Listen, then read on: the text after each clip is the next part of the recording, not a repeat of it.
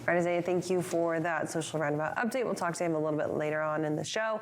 Right now, we're going to welcome in our next live guest. We've got Alan Adler joining us. We found out he survived Manifest last week, and today we're talking about a decline in new trailer orders, or new Class 8 orders, that is. Alan, thanks for being here with us.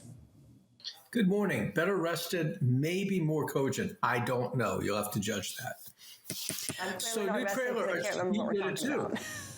Well, yeah, okay, so let's talk about Class 8 truck orders.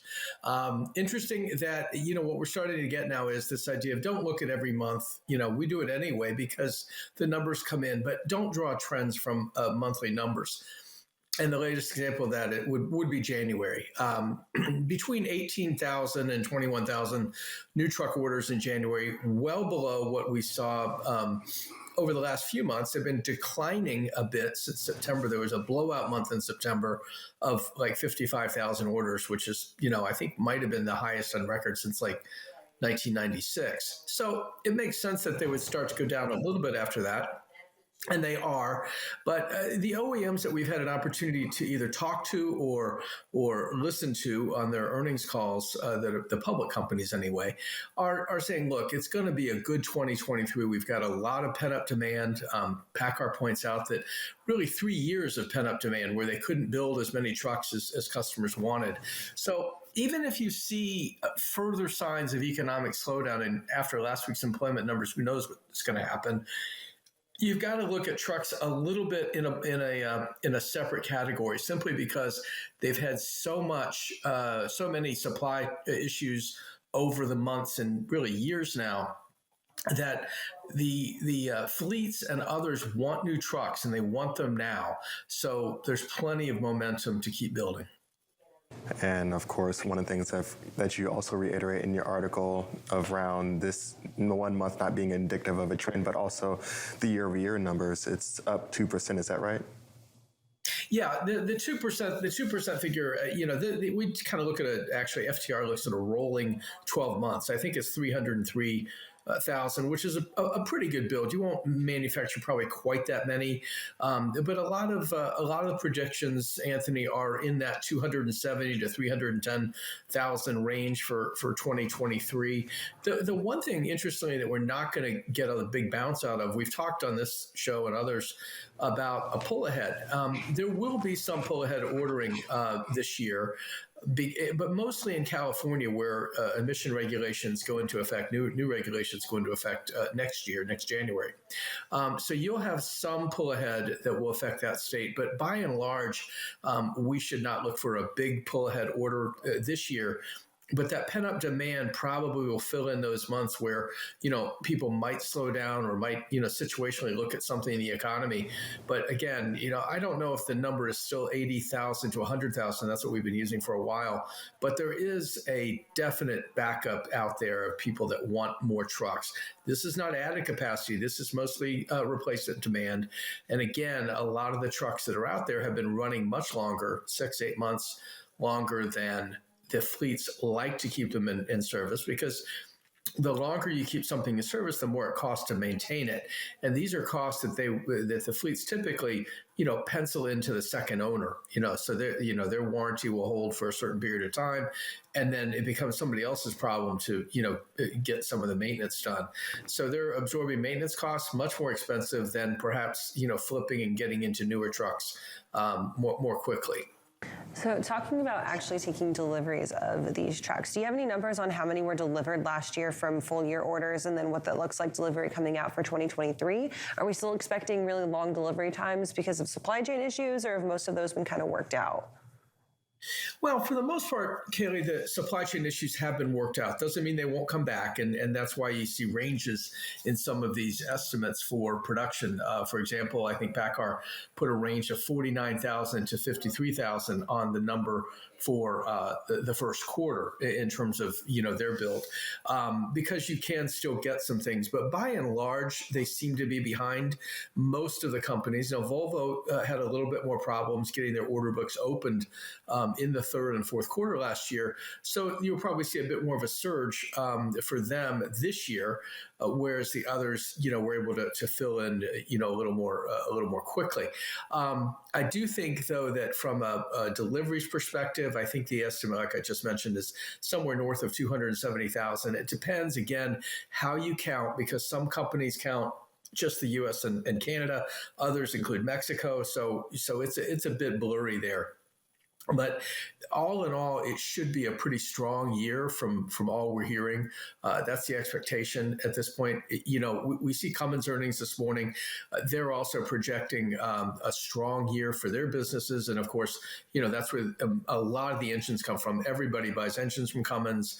The only area that they're still sort of having kind of a difficult time with in terms of EBITDA is that kind of a startup business, which is their new power segment. But they are really looking for strong numbers across the board in 2023, coming off of, several records that were set for 2022.